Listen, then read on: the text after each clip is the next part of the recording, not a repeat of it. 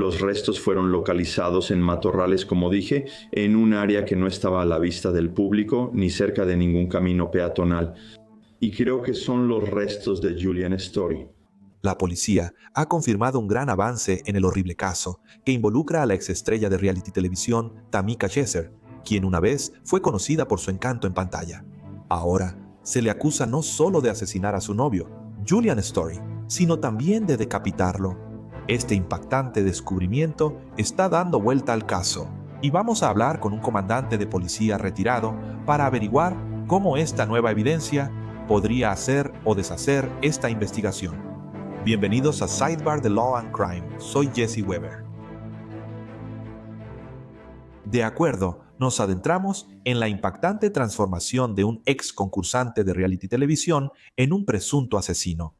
Quizá recuerden a Tamika Chesser, una de las bellezas de la segunda temporada de la versión australiana de Beauty and the Geek, que se emitió en 2009. El programa, co-creado por Ashton Kutcher, emparejaba a mujeres atractivas con hombres quizás socialmente torpes pero inteligentes, desafiándolos a aprender mutuamente a través de competencias peculiares, cambios de imagen y citas incómodas. Tamika, de 20 años, era mesera de cócteles cuando se unió al elenco. Llegó a la final y terminó como subcampeona, y después de su breve fama en la televisión de realidad, se dedicó al modelaje. Lanzó una cuenta en OnlyFans y en su mayoría desapareció del foco público. Eso es hasta el 2025, porque si avanzas hasta el 2025, el nombre de Tamika Chesser vuelve a los titulares de todas las formas incorrectas, esta vez por algo mucho más oscuro. Ahora, a los 34 años, se le ha acusado del brutal asesinato de su novio, Julian Story, de 39 años, en un caso que los investigadores dicen que incluso involucra decapitación. Primero cubrimos esta perturbadora historia en Ley y Crimen cuando la policía aún estaba buscando partes de los restos de Julian. Pero ahora ha habido un gran avance en esta investigación y estamos revisando el caso con un nuevo desarrollo que querrás escuchar. En resumen, esto es lo esencial del caso que debes conocer. El 19 de junio aproximadamente, a las 3:30 p.m., se llamó a los servicios de emergencia a un apartamento en Port Lincoln. Este es un pequeño pueblo costero en el sur de Australia, a medio camino entre Sydney y Perth, y los vecinos habían notado humo que salía del interior de la unidad. Y según los documentos judiciales obtenidos por la Australian Broadcasting Corporation, un testigo ve a Tamika Chesser fuera del apartamento y pregunta qué estaba pasando. Según informes, ella responde nada y luego cierra tranquilamente la puerta principal y saca a sus perros a pasear. Esa es la acusación, pero el testigo estaba preocupado. Así que entraron al apartamento por la parte de atrás y dentro del baño encontraron un montón de trapos y ropa humeantes y rápidamente apagaron el fuego con agua. Pero lo que los investigadores descubrieron a continuación fue mucho más perturbador que un pequeño incendio, porque enterrados debajo de los escombros quemados había restos humanos, carbonizados, desfigurados y parcialmente destruidos. La policía confirmó que la víctima era Julian Story, de 39 años, novio de Tamika desde hace unos 6 meses. Pero el horror no terminó ahí, porque el cuerpo de Julian había sido desmembrado y su cabeza estaba desaparecida. La policía lanzó una extensa búsqueda en Port Lincoln a través de los arbustos cercanos, parques, muelles, incluso bajo el agua utilizando equipos de buceo. Pero durante semanas no hubo señales de la cabeza decapitada de Julian hasta que un reciente avance en el caso ahora ha cambiado todo. Volveremos a eso en un momento. La policía cree que Julian fue asesinado alrededor de la medianoche del 17 de junio, casi 2 días antes de que se reportara el incendio. Según informes, cuando la policía llegó a la escena, encontraron a Tamika sentada en silencio en una silla de jardín, completamente irresponsiva. Los oficiales la describieron como en un estado catatónico. Eso es exactamente como la policía la describió. Catatónica, según documentos revisados por la Corporación de Radiodifusión Australiana. La catatonia es una grave condición neuropsiquiátrica que interrumpe la conciencia del movimiento de una persona, su capacidad para responder a su entorno. Y la clínica Cleveland la describe como un estado en el que alguien puede parecer despierto, pero está completamente irresponsivo. Las personas con catatonia pueden permanecer congeladas en posturas rígidas o inusuales, dejar de hablar y realizar movimientos extraños y repetitivos. Puede manifestarse de varias formas, como mirar fijamente, mantener posiciones incómodas por horas o hacer expresiones faciales extrañas. La causa exacta no se comprende por completo, pero se suele asociar con trastornos psiquiátricos como la esquizofrenia, el trastorno bipolar o la depresión mayor. También se observa en trastornos neurológicos como epilepsia, autismo y demencia. Puede deberse a infecciones graves, desequilibrios metabólicos o reacciones adversas a fármacos. Pero el 27 de junio, 10 días después, Tamika Chesser fue acusada formalmente de asesinato. Apareció en la corte por videoconferencia desde un centro de salud mental seguro donde está bajo custodia. Se le negó la fianza. Ahora entramos en los próximos pasos cruciales de la investigación. Para eso, quiero traer a un experto. Quiero traer a un invitado especial para ayudarme a desglosarlo todo. El comandante de policía retirado y anfitrión del podcast Profiling Evil, Mike King. Mike, es fantástico tenerte aquí. Por cierto, tienes un nuevo libro, ¿no es así? Sí, lo tengo. Gracias, Jesse. Siempre es genial estar contigo. El libro Lobos con piel de oveja, y en realidad fue escrito para el entusiasta del crimen verdadero para ayudar a entender muchos de estos conceptos de los que tú y yo a menudo hablamos. Y me pregunto, dadas las acusaciones en este caso, si este podría ser un ejemplo principal de eso. Pero hablemos de ello, ¿de acuerdo? ¿Qué técnicas de investigación se priorizarían en un caso que involucre desmembramiento y la búsqueda, desafortunadamente, de partes del cuerpo desaparecidas? Bueno, creo que este es realmente intrigante porque Tamika, según todos los informes que podemos obtener de Australia, ha estado teniendo algún tipo de episodio psicológico durante algún tiempo, según algunos miembros de la familia. Por lo tanto, será interesante saber si alguna vez ha habido un diagnóstico, si un diagnóstico como el que estabas hablando, que respaldaría ese estado catatónico de esquizofrenia u otras cosas. Pero cuando piensas en el proceso de decapitación, generalmente cuando ves eso en un depredador, si es un depredador serial repetitivo, a menudo es parte de la fantasía que tienen y parte de esta emoción que obtienen, lo cual es simplemente tan perturbador de pensar. Pero luego cuando miras a alguien que de repente comete un delito, tal vez como este homicidio parece, a veces verás estos esfuerzos de decapitación, disección del cuerpo como esfuerzos para ocultar y destruir evidencia.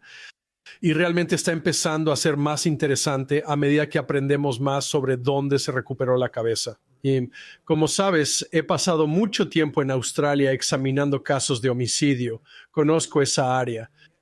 No he estado personalmente en Port Lincoln, pero he estado en todas partes de esa, al menos en la costa este de esa área de la Bahía Spencer donde está situada. De hecho, Adelaida es la ciudad grande más cercana que la gente conoce cuando piensa en Australia y está al otro lado de la bahía de Port Lincoln. Pero empiezas a pensar por qué se deshizo de la cabeza en el océano. ¿Fue con la esperanza de aprovechar la influencia de las mareas? Según mis investigaciones de esta mañana, hay una marea de alrededor de 4 pies en esa área. Así que no es dramático como verías en otras partes de Australia, donde esa marea puede ser mucho más, pero la fuerza de la marea es lo que se vuelve interesante. Y justo cerca de donde se recuperó esa cabeza también hay un muelle realmente largo. Y por lo tanto es el lugar perfecto para que alguien salga y desplace la cabeza, la arroje al agua y espere que pueda ser succionada con una marea saliente y desplazada, y luego los animales haciendo la depredación que hacen en el océano. Es bastante asqueroso estar pensando en lo que estamos hablando. Cuando tratas, sin embargo, con fuego y estás lidiando con supuestos intentos de destruir pruebas, ¿qué tipo de evidencia forense es más crítica en estos casos? ¿Cómo sabes cuán difícil, cuánto de esto es un desafío para ti llegar al fondo de lo que sucedió? Sí, creo que se va a reducir a lo que descubrieron los bomberos y los investigadores de incendios provocados sobre el origen de las llamas que reportó el vecino y que llevaron a ser apagadas. Y de nuevo, si hay un esfuerzo para destruir el cuerpo a través de medios químicos, algo de eso podría inducir a crear una llama. Entonces, la pregunta se convierte en Chesser, si de hecho es responsable de todo esto, encendió esos trapos en llamas y luego se fue para tener una coartada de que estaba lejos de la residencia, o fue un esfuerzo combustivo natural de los químicos que se estaban utilizando para disolver el cuerpo y hacer otras cosas que podrían ayudar a eliminar pruebas.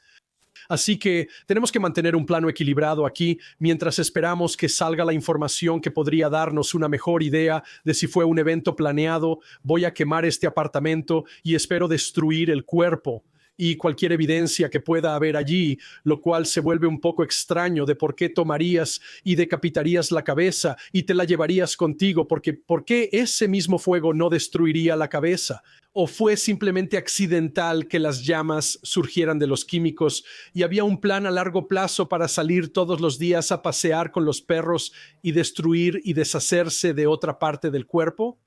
Todo eso es espantosamente difícil de comprender. Y todos nosotros estamos sentados pensando, ¿cómo puede cualquier ser humano tomar ese tipo de decisiones? Pero tristemente lo hemos visto antes en casos criminales. ¿Con qué frecuencia te encuentras con casos en los que estás tratando quizás con asuntos grotescos como este y alegaciones, y el sospechoso está en este estado catatónico? Explicas las acusaciones y la posible mentalidad de alguien que cometería tales actos. Pero ¿has encontrado a alguien que no esté en ese estado, que no pueda o no esté dispuesto a proporcionar algún tipo de información? Sí, en un estado catatónico no pueden responder. ¿Qué tan frecuente es esto en tu experiencia? Sí, he tenido algunas experiencias en mi carrera donde fui el oficial que respondió y tuve la oportunidad de ver a alguien en esa posición. Pienso en uno como un joven oficial de patrulla, Jesse. Me llamaron a un vehículo en la entrada de un hombre y los vecinos se quejaban del olor. Cuando finalmente abrimos la puerta del maletero, el hombre había estado allí descomponiéndose durante un par de semanas. Es una vista horrenda, un olor horrendo que nunca olvidas como oficial, pero el efecto en el propietario fue simplemente así, aplanado y extraño. Me recordó casi, a ver si recuerdas cuando tú y yo hablamos de Ruby Franke cuando fue arrestada por primera vez.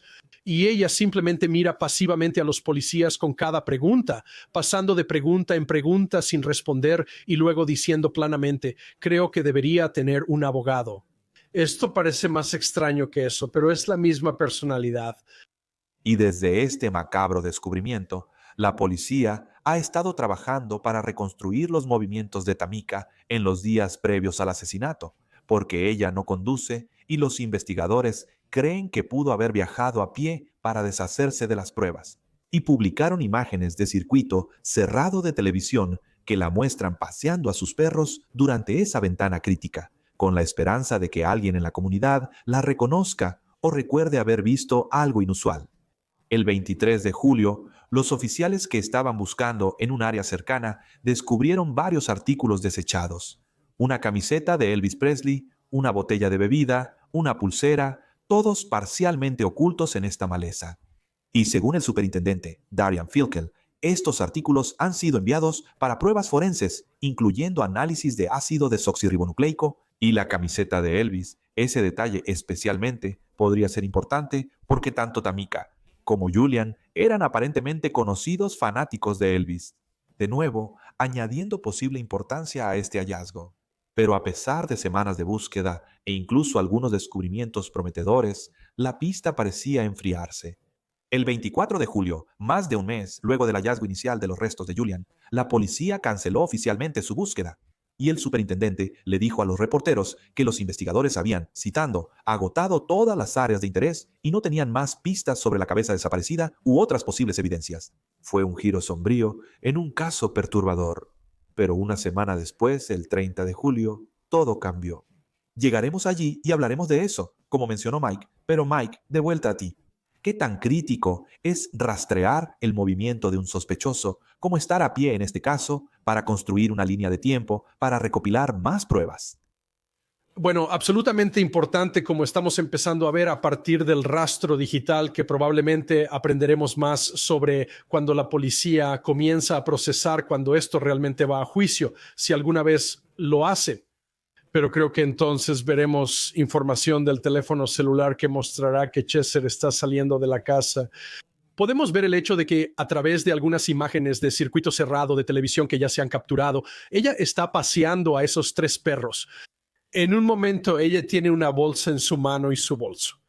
Ahora, de nuevo, si esto es un esfuerzo concertado para eliminar poco a poco ese cuerpo de la casa y tirarlo en la maleza, se vuelve algo intrigante porque ese Parmkala, creo que es el sendero Parmkala donde se recuperó la cabeza, está realmente en línea con donde está su residencia en el antiguo sendero de la autopista Flinders. Y he estado de nuevo en esa área y conozco bastante bien esa área, especialmente la autopista Flinders. Y lo que es intrigante allí es que solo es un viaje de unos 5 minutos, pero podría ser una caminata de 45 minutos a lo largo de ese sendero hasta el lugar donde creo que se recuperó la cabeza. Y de nuevo, eso la lleva justo más allá de ese muelle, que creo que es muy significativo si realmente estás tratando de deshacerte de partes del cuerpo en el océano, porque eso te va a llevar mucho más adentro del agua que intentar lanzar algo desde la orilla. ¿Qué tan confiables son las pruebas forenses, como el análisis de ácido desoxirribonucleico en objetos descartados, que quizás se encontraron semanas después de un delito? Absolutamente confiable. Quiero decir, lo hemos visto una y otra vez donde están hablando en, ni siquiera sé el número que usan, que es como millones de grados de certeza de que este es el mismo ácido desoxirribonucleico. Pero este sigue siendo un pedazo de ácido desoxirribonucleico bastante fresco, a pesar de que ha estado en el agua donde va a empezar a descomponerse más rápidamente, especialmente en agua salada. Y de nuevo, con la vida animal llegando allí, probablemente no había tejido adherido al cráneo en ese punto, pero ciertamente pudieron extraer de dentro de la médula ósea y obtener lo que necesitaban, o quizás algún tejido de articulación como ligamentos donde pudieron obtenerlo. Y luego tienen una forma absoluta de identificar las partes del cuerpo recuperadas en el complejo de apartamentos. Sí, la camiseta de Elvis Presley, la botella de bebida y la pulsera estaban escondidas en esta maleza. Eso será crucial para determinar lo que el ácido desoxirribonucleico sugiere al respecto. Y de nuevo, se halló esta maleza en un ambiente muy específico de ubicación central, pero semanas más tarde. Sí, absolutamente. Y lo que se vuelve tan importante, y quiero decir, tú eres el fiscal aquí, pero lo que realmente es tan importante en esto cuando empiezas a unir todo eso es el hecho de que si en efecto esos objetos fueron tomados y dejados en momentos separados, como si ella saliera a dar varios paseos y dejara diferentes objetos y están positivamente vinculados a la víctima en este caso, proporciona tanta información sobre el deseo de Chesser, si en efecto es ella, de ocultar pruebas.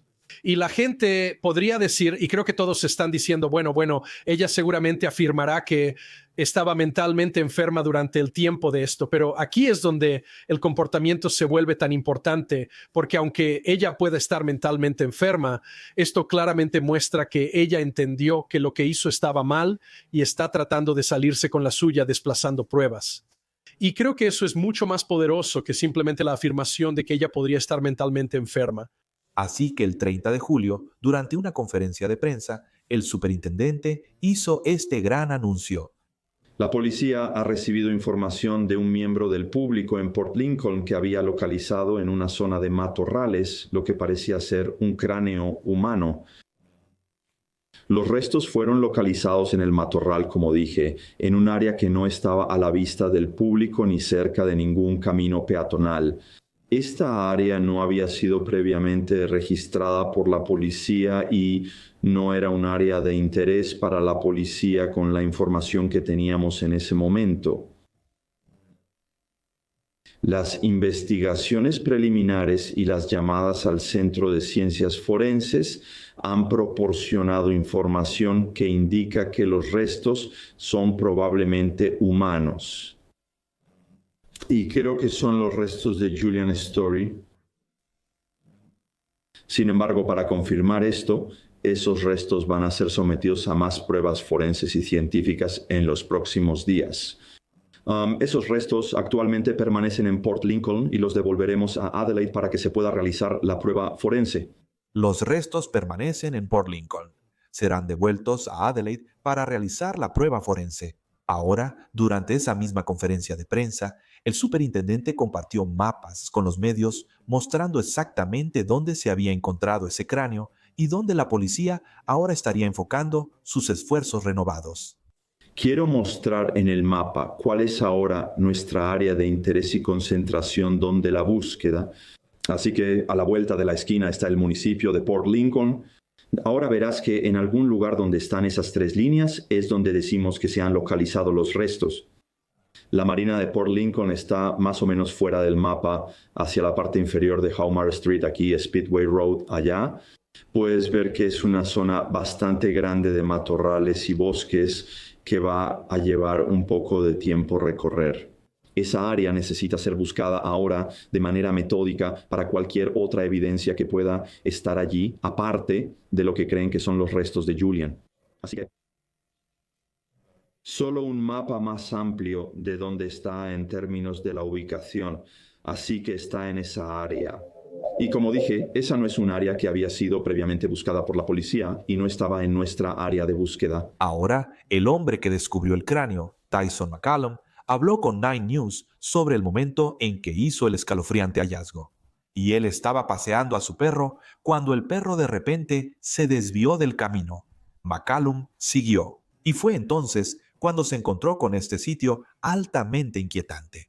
Le dijo al medio: solo me acerqué un poco más y rápidamente hice la conexión de lo que pensaba que era. Fue como, no puede ser, como si no fuera lo que creo, como no, seguramente no. Pero fue demasiado coincidente. Mike te dice cuánto puede ayudar el papel del público en una investigación, ¿verdad? La policía en un momento había dicho: no tenemos mucho más, no hay mucho más que podamos hacer. Y esta era un área que ni siquiera habían buscado. El público juega un papel crucial en una investigación en curso. Oh, chico, lo diré, y pueden cubrir terreno que la ley no puede. Haces la suposición más educada cuando intentas realizar búsquedas. Pero de nuevo, esto es una aguja masiva en un pajar increíblemente masivo. Imagina encontrar algo del tamaño de un cráneo en matorrales, en lodo, en pantanos, en un área que cubre literalmente millas y millas y millas y ser capaz de encontrar esa cosa. Así es como usualmente se encuentran. ¿Alguien se tropieza con ello? ¿Podrían los avances en tecnología, drones, radar de penetración terrestre, mejorar las búsquedas en terrenos difíciles? Así que usar un dron o algunas de esas tecnologías ciertamente podría ayudar si estás allí lo suficientemente rápido para poder ver si el suelo está perturbado o si hay alguna señal de alguien moviéndose por el pantano, por ejemplo, apartando la maleza o huellas en el barro. Pero de nuevo, piensa en esto. Esas aguas de marea van a estar cambiando ese paisaje dramáticamente cada 12 horas, desplazando la evidencia que está allí de manera dramática, especialmente cuando estás lidiando con una región costera. Y eso realmente intensifica el problema. Ser capaz de encontrar algo así desde el aire es realmente difícil, a menos que estés buscando algo como una camisa de color brillante o algo que realmente destaque mientras pasas un dron por encima. Y luego puedes hacer imágenes de antes y después que te llevarán realmente rápido de la A a la Z para saber si están ocurriendo cambios. Esa detección de cambios puede llevarte a mirar más de cerca, pero aún así requerirá encontrar esa aguja en el pajar. Una cosa que no podemos olvidar, el aspecto humano de esto, porque para la familia de Julian continúan lidiando con esta situación, lo inimaginable. Las autoridades afirman haber mantenido contacto y apoyo constante durante la investigación. Esto es lo que la policía declaró sobre la situación actual de la familia. Todavía están lidiando con lo que es un evento horroroso para su familia, pero hemos mantenido contacto con ellos en cada paso del camino en la investigación. Están muy satisfechos con la respuesta de la policía. Están más que satisfechos con la ayuda que han recibido de sus amigos en la comunidad de Portland y de otras familias. Esperan que este sea Julian, obviamente, para que puedan seguir adelante, tener el funeral con todos los restos de Julian. Claramente están lidiando con mucho, pero están contentos con la información que se les ha dado y cómo están progresando las cosas. En cuanto a la señorita Chesser, regresará a la corte en diciembre. Gracias por venir, Mike King. Lo aprecio mucho. Qué bueno verte, Jesse. Estaré en Australia este fin. Trataré de visitarte y ponerte al día. Sería genial. Si tienes más información, sigamos el hilo. Nos encantaría tenerte de vuelta. Gracias. Y eso es todo lo que tenemos para ti ahora mismo aquí en Sidebar. A todos, muchas gracias por acompañarnos. Suscríbete en YouTube, Apple Podcasts, Spotify o donde sea que escuches podcasts. Soy Jesse Weber. Hablaré contigo la próxima vez.